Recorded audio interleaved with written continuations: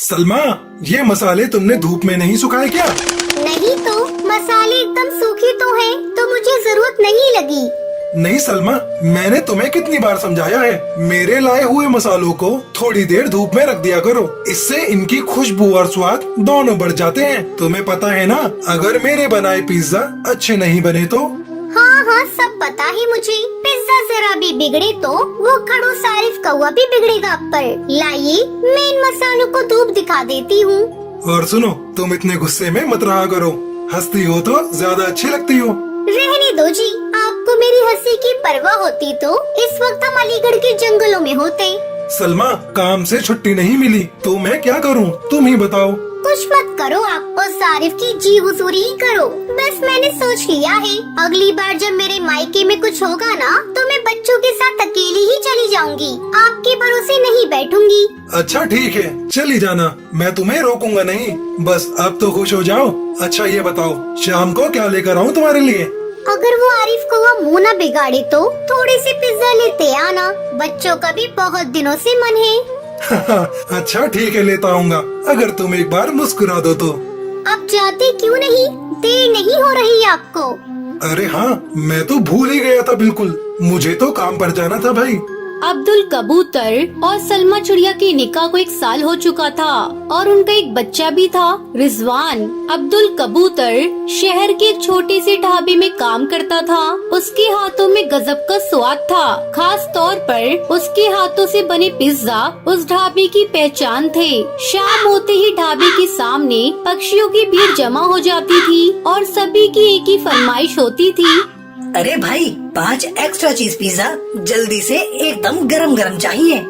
भाई हाँ, गरम ही मिलेंगे, पर जल्दी नहीं हो पाएगा, थोड़ा तो वक्त लगेगा भाई, पहले से ही बहुत भीड़ है और सबको पिज्जा ही चाहिए। अच्छा तो फिर रहने दो, हमें देर हो रही है, हम कुछ और खा लेंगे। अरे नहीं यार, क्या बात कर रहा है, खाएंगे तो पिज्जा ही, यहाँ बेहद ही अच्छे पिज्जा मिलते हैं, पता है? वो नहीं खाया तो समझ ले, तेरा इस जंगल में आना बेकार ही था। पर मूवी के लिए भी तो जाना है ना, और यहाँ तो टाइम लगने वाला है। मूवी छूटती है तो छूट जाए, पर पिज्जा नहीं छूटना चाहिए। अब भाईजान आप ये पैसे रखो, हम इंतजार कर लेंगे। ये अब्दुल कबूतर के हाथों का स्वाद ही था कि शहर के बड़े और नामी होटलों को छोड़कर पक्षी सिर्फ उसी के हाथों से बने पिज्जा खाने आया करते थे। लेकिन इसके बावजूद ढाबे के मालिक आरिफ कौवे को अब्दुल की बिल्कुल कदर नहीं थी। ए अब्दुल, इतना वक्त क्यों लग रहा है तुझे? बाहर पक्षियों के खड़े होने तक की जगह नहीं है। बस अभी लाया वो भाईजान, ये सिगड़ी थोड़ी टूट गई है, जिसकी वजह से काफी आंच बाहर आ रही है। हाँ तो तू जल रहा है क्या? फालतू के बहाने मत बना और फटाफट पिज्जा बना कर ला, सिगड़ी अभी खूब चलेगी, मुझे ये बिल्कुल ठीक दिख रही है। आरिफ कौवा हमेशा अब्दुल कबूतर से ऐसे ही बात किया करता था।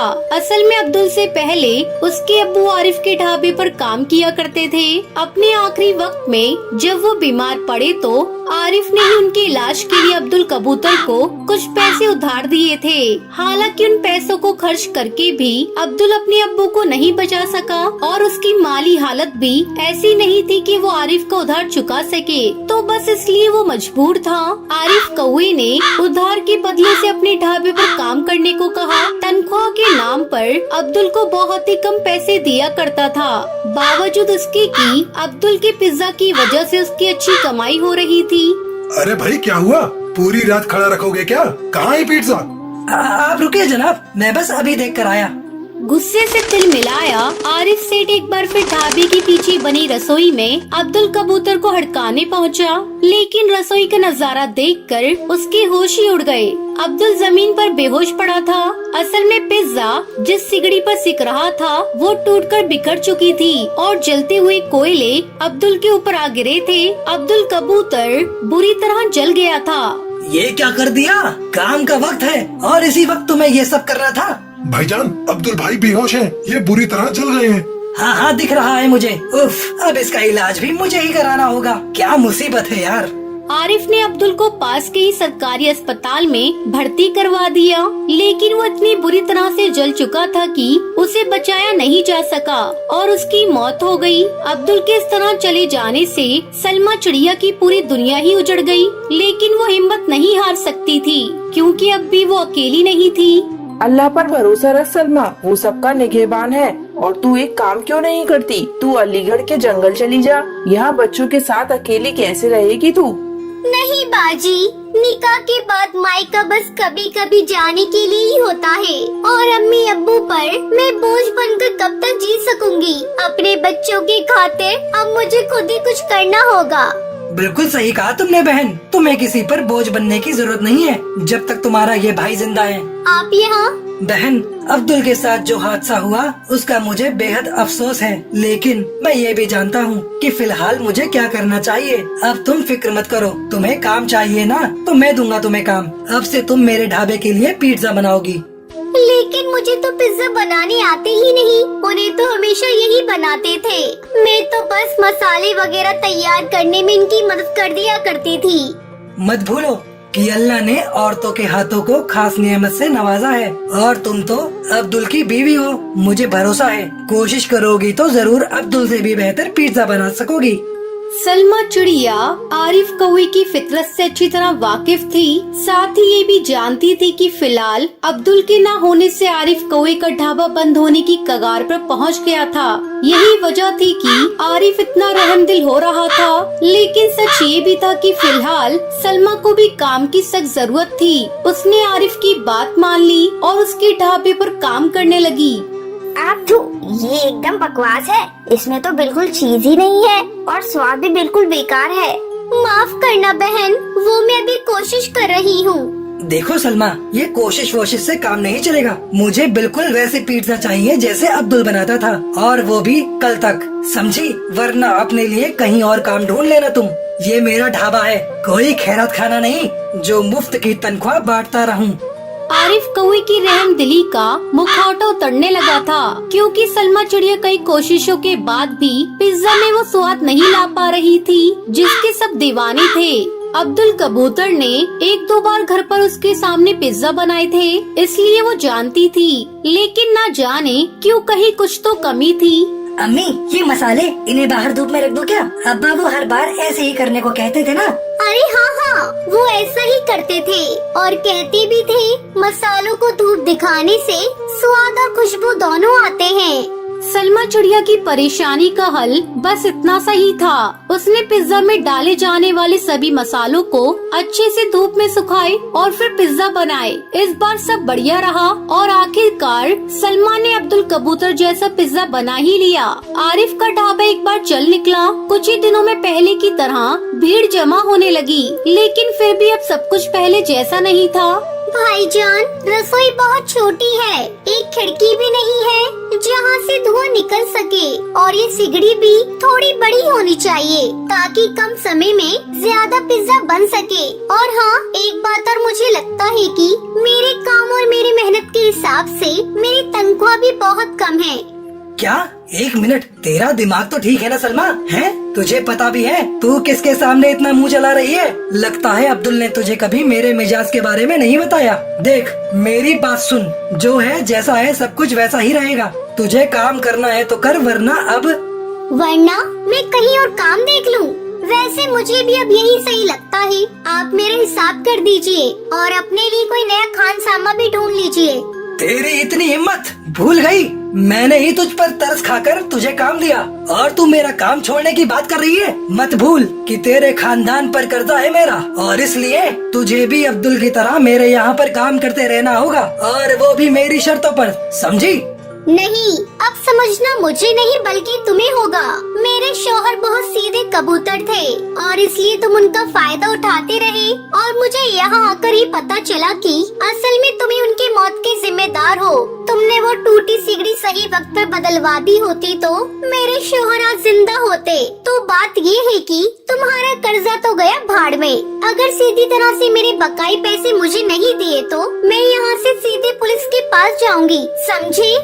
सलमा चिड़िया के तेवर भी अलग थे और हालात भी। असल में उसने पहले से ही सब सोच रखा था।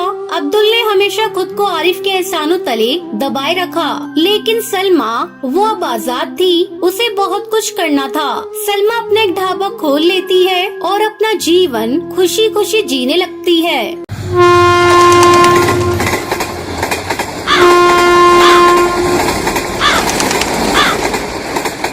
शिमला के जंगल में टुनटुनी चिड़िया अपने पति कालू कौवे के साथ रहती थी। कालू कौवे ने टुनटुनी से प्रेम विवाह किया था, जिसके चलते उनके घर वालों ने अपने घर से निकाल चुके थे। अब हम लोग कहाँ जाएंगे जी? हमारे घर वालों ने तो हमें घर से बाहर निकाल दिया। आपके पास तो अभी कोई काम भी नहीं है। कहाँ रहेंगे हम लोग और क्या खाएंगे?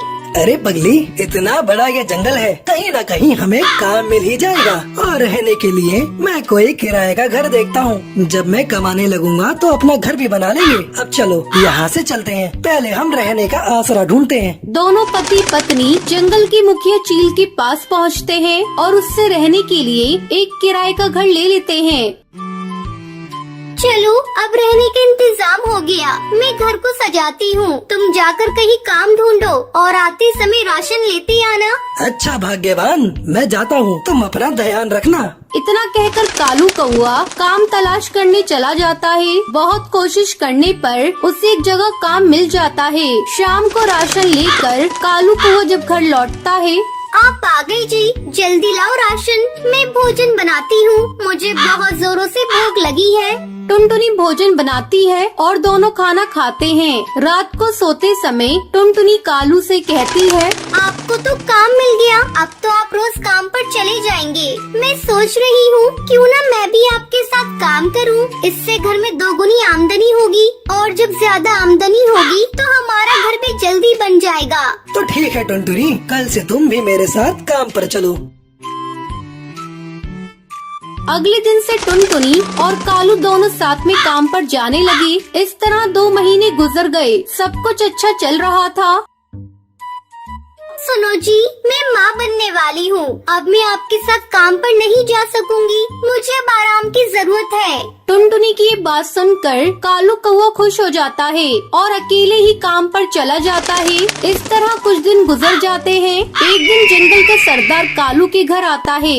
कालू, अरे ओ कालू, जल्दी घर से बाहर निकल, मुझे तुझसे बहुत जरूरी बातें करनी है। मुखिया की आवाज सुनकर टुनटुनी चिड़िया घर से बाहर निकलती है। मुखिया जी, क्या बात है? आपको जो कहना है मुझसे कहिए। कालू तो काम पर गए हैं। जब कालू घर आ जाए तो उसे बता देना, इस महीने से घर का किराया दुगुना लगेगा। रहना है तो दुगुना किराया देना पड़ेगा। इतना कहकर मुखिया वहाँ से चला जाता है। शाम को टुनटुनी ये बात कालू को बताती है। अब क्या होगा जी? वैसे भी आजकल मैं काम पर नहीं जा रही हूँ। कमाई भी बहुत कम हो रही है। दुगना किराया हम लोग कैसे देंगे? कुछ ही दिनों में अपना बच्चा भी आने वाला है। उसे लेकर हम कहाँ कहाँ ठोकरें खाते फिरेंगे। मेरा तो दिमाग काम करना बंद कर दिया है। एक बार फिर से हम लोग बेघर हो जाएंगे। टुनटुनी, तू माँ बनने वाली है, तू इतना चिंता मत किया कर। तेरे और बच्चे दोनों के सेहत के लिए अच्छा नहीं होगा। रात हो गई है, कल सोचेंगे क्या करना है। फिर दोनों पति पत्नी सो जाते हैं। अगली सुबह कालू काम पर जा रहा था। वो उस समय बहुत परेशान था। उसे कुछ समझ में नहीं आ रहा था कि अब वो अपनी पत्नी को लेकर कहाँ जाएगा। इसी परेशानी में कालू कौआ अपना रास्ता भटक जाता है और एक पुरानी रेल की पटरियों के पास आ जाता है। अरे ये क्या, मैं तो अपना रास्ता भटक गया। थोड़ी देर आराम कर लेता हूँ, फिर आगे चलता हूँ। ऐसा सोचकर कालू कौआ एक पुरानी खंडर पड़ी रेल के डिब्बे के अंदर जाकर बैठ जाता है। उस रेल के डिब्बे की हालत खराब होने के कारण वो अब इंसानों के इस्तेमाल में नहीं थी। अरे ये रेल डब्बा तो बहुत पुराना है और बिल्कुल खाली पड़ा है। क्यों ना हम लोग इसी में अपना घर बना कर रहे। मैं अभी जाकर टुनटुनी को बताऊंगा। फिर कालू कौआ वहाँ से खुशी खुशी चला जाता है। शाम को जब वो घर लौटता है तो टुनटुनी को रेल के डिब्बे वाली बात बताता है। अगले दिन वो टुनटुनी और अपने सामान को लेकर उस डिब्बे के पास आता है। फिर दोनों पति पत्नी उस रेल के डिब्बे में घर बनाकर रहने लगते हैं।